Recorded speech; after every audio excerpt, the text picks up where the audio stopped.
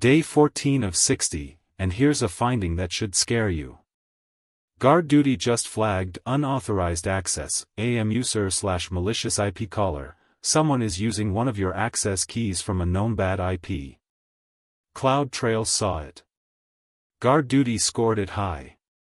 And nobody got paged, because the logs exist but nothing is watching them.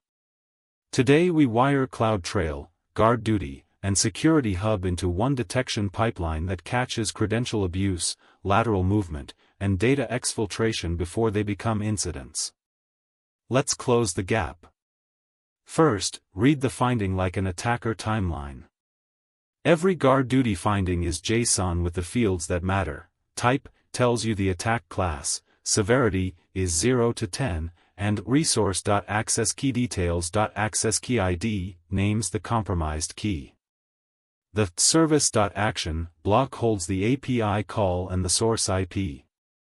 Run AWS GuardDuty get findings, detector ID $did, finding IDs $FID. That principal ARN plus that IP is your whole story, who, from where, doing what. Don't drown in the JSON. You only need 3 fields to decide. Before you can detect, you have to log correctly. Enable CloudTrail with S3 data events and log file validation. That validation flag is what proves your logs weren't tampered with after a breach. In Terraform, enable _log_file_validation equals true, and add an event_selector with data_resource type AWS S3 object so getObject and putObject show up.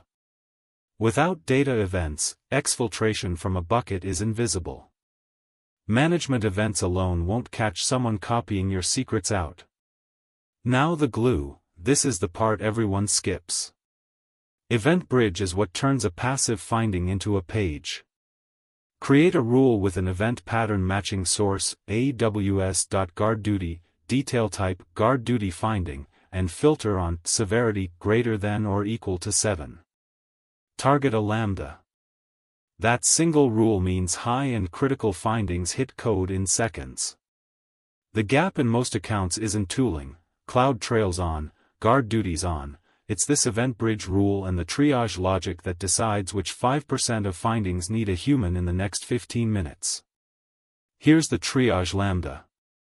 It pulls the access key ID from the finding, checks the source IP against your known bad CIDR list, and if confidence is high it calls im.update_access_key, username equals user, access key ID equals key, status equals inactive, the key is dead before the attacker finishes their session.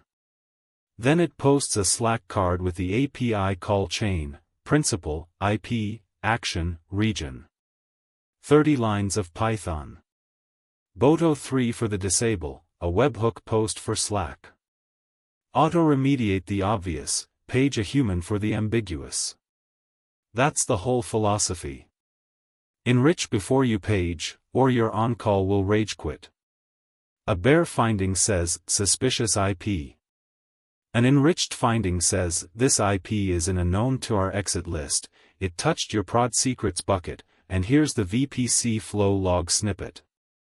Your Lambda runs an Athena query against flow logs for that source IP and attaches the result to the alert body. Context in the page, not a link to go dig for it. Mean time to respond drops when the responder doesn't have to investigate from scratch. Now aggregate into Security Hub so the same finding lands in your compliance dashboard. Security Hub ingests GuardDuty, IAM Access Analyzer, and config findings in one normalized format. Add a custom severity rule and, critically, a suppression rule for known CI/CD principles. Your deploy role assuming roles across regions looks exactly like credential theft. Suppress the expected, surface the anomalous. Done right, that suppression cuts alert fatigue by 60%, which is the difference between a dashboard people watch and one they mute. Test it for real, create a canary access key, call it from outside your network, and watch the pipeline disable it and ping Slack end-to-end. If it doesn't fire, You found the gap today instead of during a breach. Day 14 done. Your takeaway: detection isn't logs, it's the EventBridge glue and triage logic between logs and a human. Subscribe for day 15.